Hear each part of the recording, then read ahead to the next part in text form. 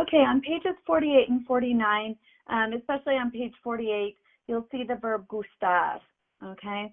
And the verb gustar is different than our other verbs that end with AR. We have to conjugate it differently than we do in the other verbs that end with AR. So I'm going to go through and show you how we do that. So gustar, when we're conjugating it, we have to think about who the subject is. So in English, when I say, so gustar, meaning to like, so in English, I say, I like Spanish class, okay? And in this sentence, I am the subject. But in Spanish, I say, a mí me gusta la clase de español. And when we see that, gusta doesn't end with O. But we just learned for AR verbs that the ending is O when it's something that I am doing, okay? So when I am the subject. The reason that this gusta ends with A here is because la clase de español is the subject, okay? And gusta is a verb. So instead of saying, I like the Spanish class, what this is actually saying, it literally translates to, this Spanish class pleases me. And in this case, I'm what we call an object pronoun rather than the subject, okay? So I could also say a los estudiantes, or I could say, let's do this, a ti te gusta la clase de español? And notice how the verb gustar doesn't change here. It stays the same because we're still talking about the Spanish class, and the Spanish class is the subject.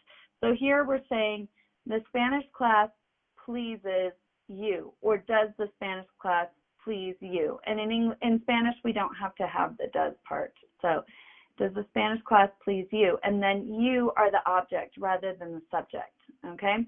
So for this chapter, you need to know that when I'm talking about myself, the objects are, I use me, me. When I'm talking about you, ti, te. And we'll talk more about other people and how gustar relates to those people later on. So I could say, a ti te gustan las clases. Now notice that the verb gustar ends with an because we have las clases here. And remember, when we're talking about the verb ser, when we're talking about things that are not people, we use the subject either él, ella, or for plural subjects, we use ellos, ellas. So notice this has the ending that we have for ellos, ellas, and this has the ending for él, ella, because it's a singular object, and this is a plural object, okay? One more thing is, how do we tell when we like to do something, okay? So, a mí, and this a mí is just to put emphasis on who it is. So I can actually just say, me gusta bailar y cantar, okay? I like to sing and dance. Okay, in this case, singing and dancing are actually the subject, and we call that in English an idea. Okay, and that idea is singular, even though we're talking about two verbs. Okay, they're not an object, they're just one idea. So I like the idea of singing and dancing. So whenever a verb is a subject, okay, verb as the subject for gustar, we use the singular form of gustar,